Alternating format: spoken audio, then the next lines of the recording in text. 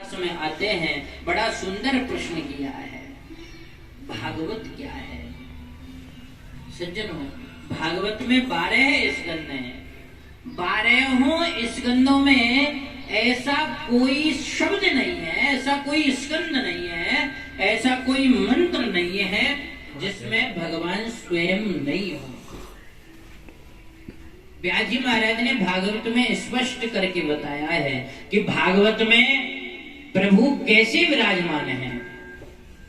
व्यास जी महाराज बताते यदियो प्रथम द्वितीयो तृतीय चतुर्थो कथदो यद उरु नाभिस्तथा पंचम एव षष्ठो भुजान्तरम तौर युगलम तथान्ये कमठस्तु राजन नवमम यदियो मुखारविंदम दशमम प्रफुल्लम एकादशो यस्य ललाटपट्टम स्वरूप यद द्वादश एव महति।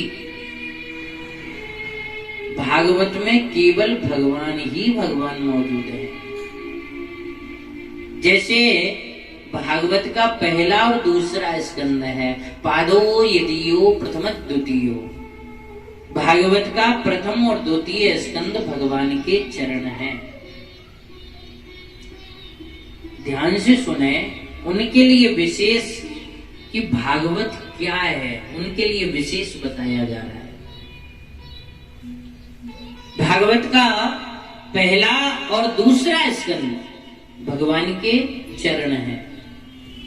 तीसरा और चौथा स्कंद, तृतीय चतुर्थो कथदो यद उरु, तृतीय और चतुर्थ स्कंद भगवान की जंघा है। नाभिस्तथा पंचम एव षष्ठो, पंचम और षष्ठम स्कंद भगवान की नाभि है। और कमठस्तु राजन नवम यदियो, सप्तम और अष्टम स्कंद भगवान की भुजा है। और नवम स्कंद भगवान का कंठ है।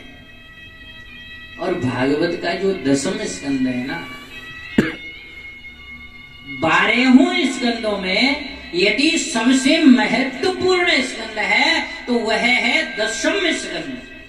और दसम स्कंद की उपमा भगवान के मुख को दी है, मुखारविंदम दशमम प्रफुल्लम। बोले जो भागवत का दसम स्कंद है वो भगवान का मुख है।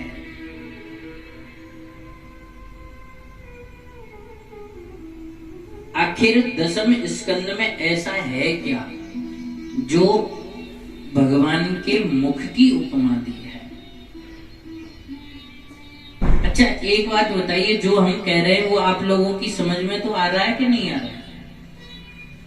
किस किस की समझ में नहीं आ रहा? थोड़ा हाथ उठा के बताना। किस किस की समझ में आ रहा है?